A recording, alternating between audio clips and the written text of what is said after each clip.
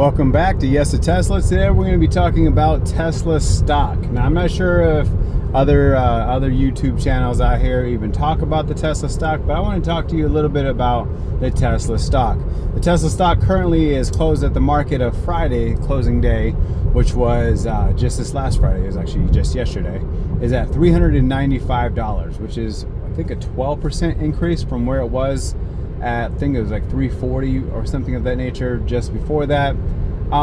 When it comes down to the Tesla stock, you got to understand who owns the Tesla stock. And what I mean by that is the major majority is owned by Elon Musk and the main entry partners, and then the rest is just normal people. Now I feel like Tesla as a whole will be the most valuable company in the entire world. Now, I used to think, well, that would make it the most expensive stock in the entire world. And that's actually incorrect. The biggest stock in the world is BRKA. It's a holding company led by Warren Buffett. That's literally the biggest stock in the entire world, which is over 500K right now.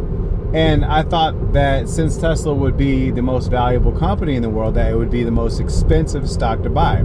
It's actually incorrect. And the reason why it's incorrect is because they never did what's called split shares. They didn't split any shares to make it basically more affordable for their people. So with Tesla, every time it gets any higher, it'll split shares and it'll come back down. So the highest it could ever realistically be, if they keep doing that exact thing, would be up to $2,000. So, but if you buy it for $395 right now, that's a good return if it were to go to that exact amount. And the more of them you have, the better off you would be, right? That's why I feel like since you are early on Tesla stock, even though Tesla stock kind of hangs off of everything that Elon Musk says. So if Elon Musk makes a bunch of people mad, guess what? The price goes down, becomes more affordable, he accumulates more stock. It just is what it is. Now, and for me as a long-term holder of Tesla stock, I'm going to continue to DCA every single time. So when it goes back to $184, I'm buying more. If it goes up to $600, $700, $800, I'm buying more, regardless of what price it's at. It doesn't matter for me. What matters for me is the dollar cost average over the amount of years that I'm buying it. Now, there are other companies that pay dividends. Tesla doesn't pay dividends, so technically you will literally just be paying to own the stock. You'll never have any dividends paid back to you. You'll just be making money based off of whatever the stock does. Now, I'm okay with that too, because I do have other things in my portfolio that matter for dividend side. And that's exactly what I'll use whenever it's time, right? NVIDIA being one of the most valuable companies in the entire world, that is another holding that I have.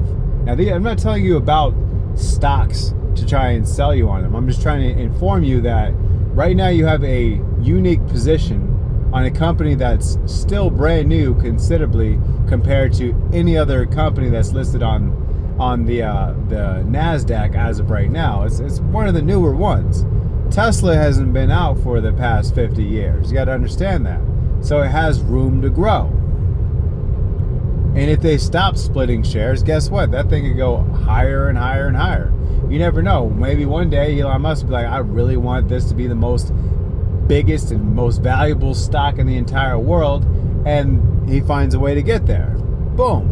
But with autonomous cars taking over the road, such as the robotaxi, the cybercab, as well as autonomous robots being the Optimus, as well as all these things that are going into just more value being brought to the world, will be what Tesla is going to benefit from. Now you have the Tesla Pi phone.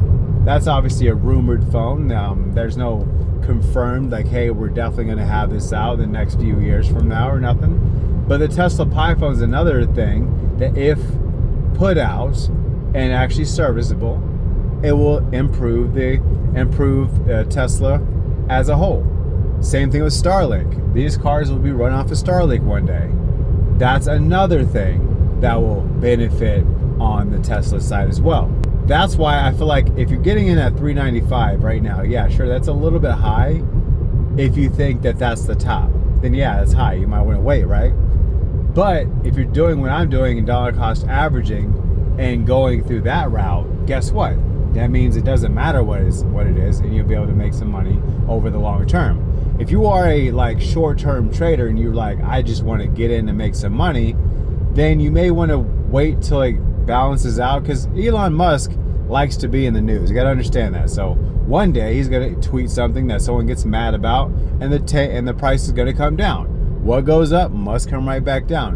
And the good thing, you'll be able to buy in at that low rate, knowing that all it has to do is go from 184 to 360, and you've literally doubled your money.